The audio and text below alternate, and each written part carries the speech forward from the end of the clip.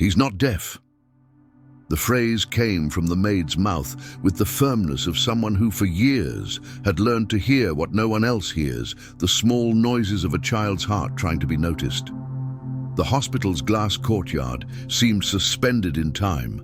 The billionaire frozen in the doorway, the doctor with his clipboard in the air, the child with wide eyes blinking as if capturing, for the first time, the sound of an entire world.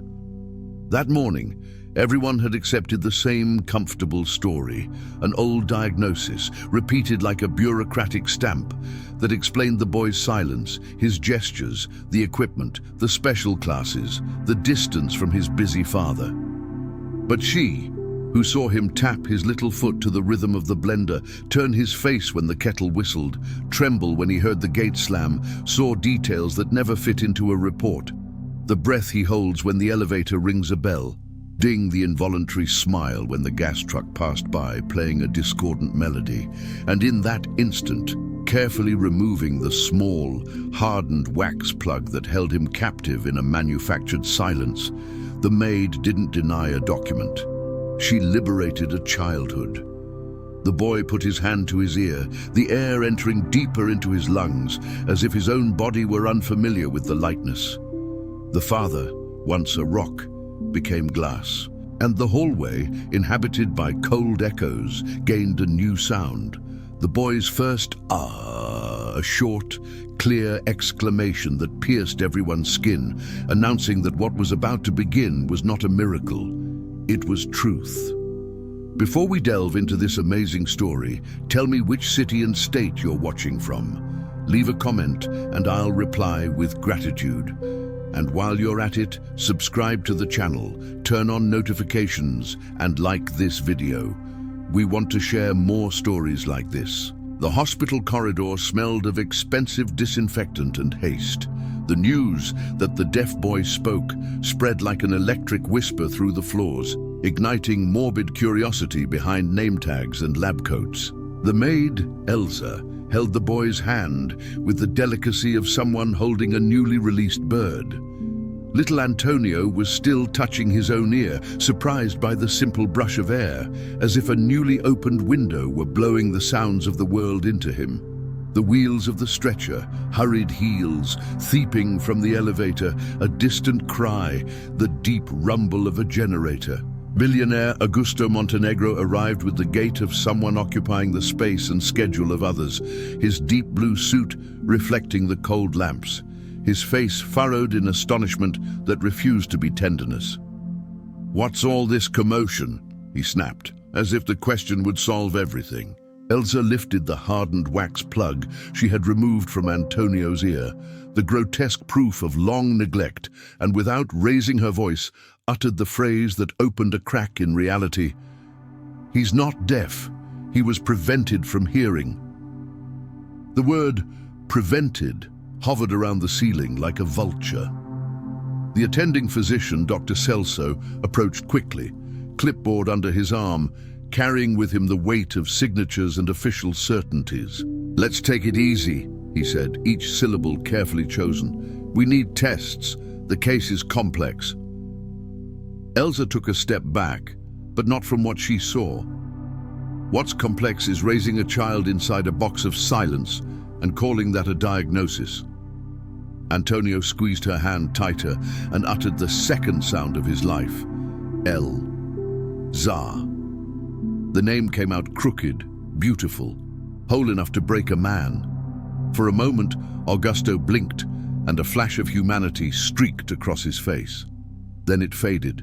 They led us to an acoustic evaluation room. Double-glazed windows, light meters, cables coiled like snakes, a microphone in the center. Elsa sat next to the boy and asked him to breathe like a calm sea. Augusto watched from the other side of the glass, with Dr. Celso beside him, whispering terms and statistics as if praying. When the technician turned on the white noise machine, Antonio tilted his head, curious, and began to tap his foot in time. When she changed the frequency to a higher-pitched whistle, the boy put his hand to his ear and for the first time asked the question he had never been taught to ask. "What is that?" The technician looked at the screen, then at the glass, and wrote something down with a trembling pen. Elsa brought her mouth close to the microphone and, without haste, said, "Touch the green light when you hear my whisper, okay?" He began to narrate softly, as if returning a stolen story to the world. Popcorn pops, rain falls, bees. Antonio touched the lights at the exact moments. On the other side, Augusto clenched his jaw. Dr. Celso cleared his throat theatrically. Learned responses. Children imitate. Elsa lifted the wax plug again, placed it next to the microphone, and with her own cell phone recorded the subtle sound as she brought it close to the table. A hollow scratch that Antonio in the room turned to follow with his eyes. "He doesn't imitate smell, Doctor," he said. The technician bit her lip, a stubborn sense of justice emerging in the corner of her eye. "Excuse me, sir," she addressed Augusto. "May I test something?" The billionaire nodded without understanding. The technician turned everything off, approached the glass, and simply tapped her nails on the frame. 3 short taps. Antonio smiled, and for the first time responded with 3 taps on the table. It wasn't advanced science. It was the truth. In the hallway, the news was already boiling like oil. Some nurses were carrying hidden cell phones. Others pretended to write down charts while craning their necks. Elsa, who knew the theater of appearances, knew that something dangerous was brewing. When the truth comes out, those who denied it try to dress it up in different clothes. Dr. Celso called Augusto aside for a minute in private. They entered a smaller, beige, discreet room and closed the door. Elsa stayed in the hallway with Antonio sitting beside her, still captivated by the distant sound of an ambulance arriving. From inside the room, the doctor's muffled voice, "You understand the implications, lawsuits, the press, the special school you sponsored for him, the entire history." Augusto replied in a tone that mixed fear and calculation. "I understand that I can't become a laughingstock. Neither can my son." The doctor shuffled papers. "There's a way out. We'll register functional deafness. It's a recognized diagnosis. It explains the selective perception. It avoids headlines. We'll adjust the record. I'll sign an addendum." There was a breathless silence. "And the child?" asked a younger version of Augusto, internally. The marble version answered for him. "We'll adjust as well. With the right therapy, everything will be back under control." Elsa leaned her head against the cold wall of the next room and felt the repeated course of the world. When the powerful err, they try to change the name of the error. On the way out, the billionaire donned his authoritative suit once more. "Elsa, thank you for your zeal. We will arrange for new specialists," he said in a tone that dispensed with any other voice. "Until then, I ask for discretion. No spreading rumors." The word rumors stung like a slap. "Rumors are what we invent to sleep peacefully, sir. What I saw has substance," she replied. Augusto smiled slightly, a tired grimace. "Don't start." An aide appeared with a folder and handed Elsa a piece of paper without letterhead, a confidentiality agreement with exaggerated figures and a threatening footnote. "For your safety," the man said. Elsa returned the paper folded in half. "My safety is looking him in the eye and not lying." Antonio, small and standing beside her, observed the adult's choreography and, like any child, chose the side that felt like home. He held tighter to the hand of the woman who had taught him to listen. The first battle began at home. In the glass and steel penthouse, Augusto assembled a team of internationally renowned specialists and brought in a speech therapist who spoke too softly, as if whispers could cure guilt. Elsa, kept temporarily away so as not to confuse the child, was moved to the laundry room, a clean punishment without any marks. But she didn't lose sight of the boy. Every day at 6:15, she passed through the piano corridor to take clothes, and every day at 6:20, Antonio appeared by chance, attracted by the sound he discovered without permission. That's how Elsa transformed a house of silence into a school, tapping spoons of different sizes to teach low and high notes, letting the steam from the iron whistle so he could identify direction, making the piano keys sound like steps and asking him to climb the ladder of sound, a do-re-mi, until he reached a smile. And when the speech therapist forbade him unsupervised stimulation, Augusto promptly signed the order. But Antonio began to have a fever at night, a fever that the doctor called adaptation and Elsa called longing to hear. The press picked up the trail. A local reporter, accustomed to stories of humans worth clicks, arrived with the air of someone asking for water and staying for dinner. Elsa avoided him, but he persisted with questions that, although indiscreet, sounded like cries for help. Is it true that the boy reacted to sounds? Is it true that there was a mucus plug? Why didn't the doctor comment? Augusto's press office released a statement. The family regrets the spread of rumors. The boy continues to receive excellent care. Any other insinuations will be dealt with in the appropriate forum. Dr. Zelso wrote a technical article on hybrid conditions of auditory perception, and the city's exclusive club organized a dinner to honor Augusto for his commitment to inclusion.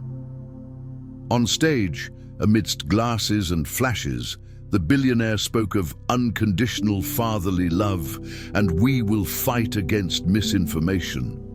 In the back of the room, the hospital technician, the same one who had tapped her nails on the glass, watched that charade with the righteous anger of honest people. After finishing her speech, she privately sent Elsa 3 video files. The clips from the acoustic booth, where Antonio reacted to the sounds, the lights turning on, his foot tapping, the tapping back. I kept a copy. I haven't been able to sleep since then, she wrote. Elsa hesitated to answer. She knew that when the truth finds proof, it becomes a knife, and whoever holds the knife also bleeds. The next morning, she went downstairs with clean bed linens and found Antonio in the hallway, sitting near the piano, drawing waves in a notebook. What are these waves, Tonico? She asked slowly. He pieced together syllables like pebbles. Sound, lives, here. And he pointed to his own chest. At that exact moment, they heard the gas truck's whistle in the distance. Antonio jumped to his feet with a happy start, ran to the window, and with his nose pressed against the glass, imitated the off-key melody, making mistakes and getting it right until the street, the truck and the child sang the same note. Elsa cried with her eyes, not with her face, and she decided. The second battle began in public. Elsa arranged to meet the reporter in the courtyard of Antonio's old school, the special education institution that had received millions donated by Augusto and now feared losing its patron. She chose the location because the echo of the courtyard generously reflected the voices, and because there, if something happened, many witnesses would have a sound. When the reporter arrived, she brought no accusations. She brought the boy. She opened her backpack, took out 3 objects, a wooden spoon, a child's whistle, and a small crate of tin cans.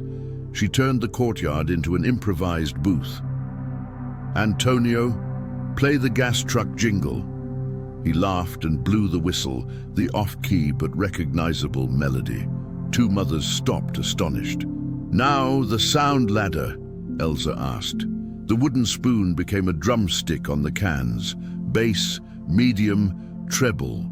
The boy climbed the invisible steps with the conviction of someone climbing trees. The reporter filmed everything with trembling hands. The director came running in, sweating with fright. Have you gone mad? If we publish this, we'll lose our biggest donor. Elsa looked at the woman with the compassion reserved for those who don't know they're afraid. If we hide this, we'll lose a boy. The story aired on a Wednesday night, beginning with the punchline, "He's not deaf. He was prevented from hearing." Cut-out images showed the acoustic room, the small hand touching the green light, the wave pattern drawn in the notebook, the off-key melody imitated in the courtyard. The report didn't point the finger, showed. And when the truth is seen, there's no need to point the finger. The city was collectively shocked, the country a shiver of curiosity. Augusto watched the video in silence, seated in his leather armchair, his tie loosened, his eyes dry like someone who didn't cry even as a child. The phone began to ring with predictable hatred. "They're going to destroy you. Sue all three. Market crash if you don't react." Dr. Celso sent a curt audio message. "We're going to contact the board. The technician will be dismissed." The legal advisor recommended narrative control. Augusto rose from the armchair, as if running to the last lifeboat on a ship, crossed the house, and opened Antonio's bedroom door without knocking. The boy, sitting on the floor, repeated with a low smile thudding from the imaginary elevator. Elsa, beside her, was teaching how to recognize far and near. "That's enough," said the father. "That's over. Immediate connections. Lawyers." The woman closed the booklet and, with the calm of someone who has been through many storms, replied, "What's over is the silence." The following day, Augusto called a press conference in his company's auditorium. A huge screen, a gleaming logo, a row of microphones. The plan was simple: celebrate his son's progress alongside Dr. Celso, announce a new phase of treatment, and above all, extract a public apology from Elsa under the pretext of gratitude.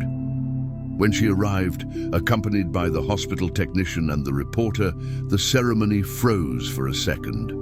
Augusto flashed his campaign smile. "Welcome, everyone.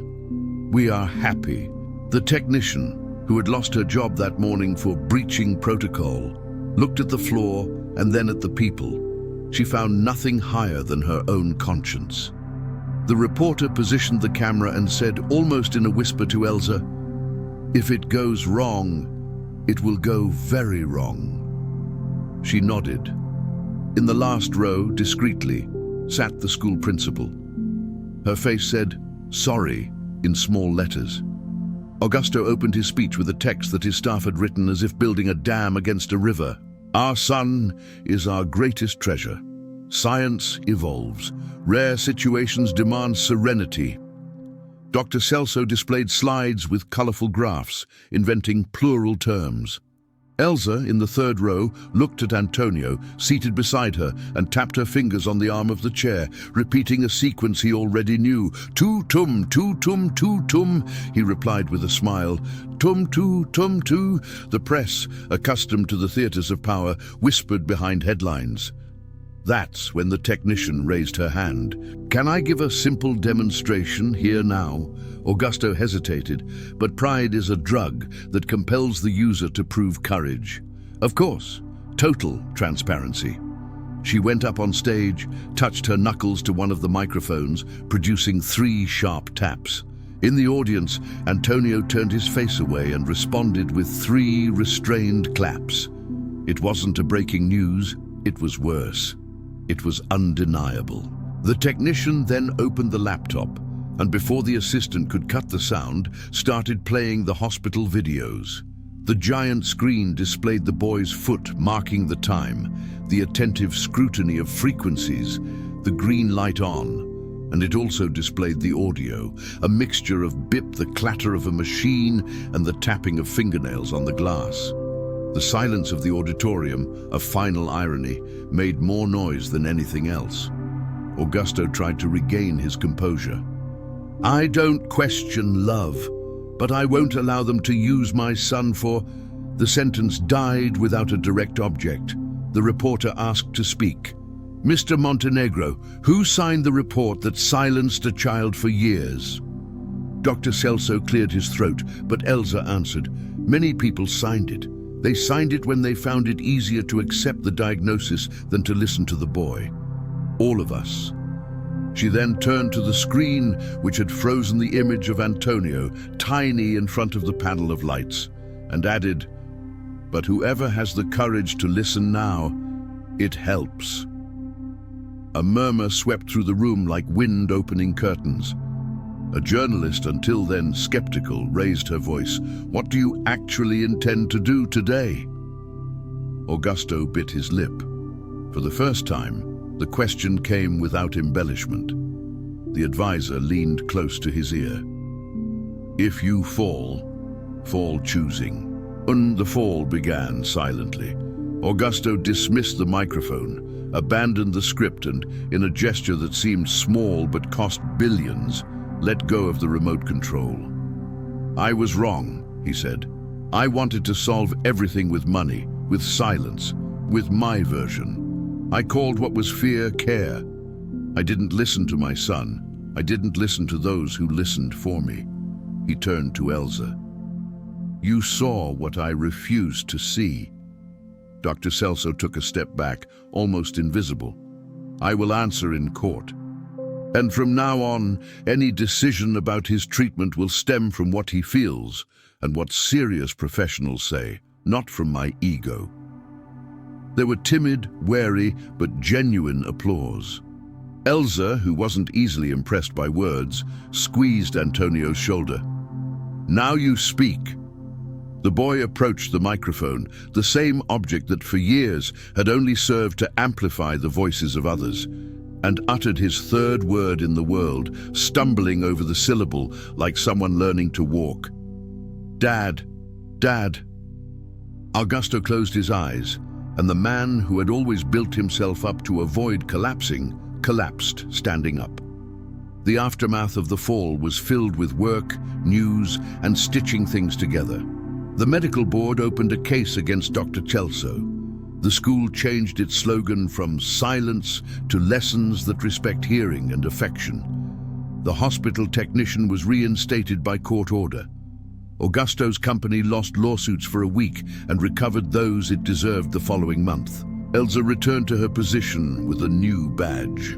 Sound mediator, they invented, and a desk by the window where the gas truck passed twice a week to remind her that even the most distorted notes are music.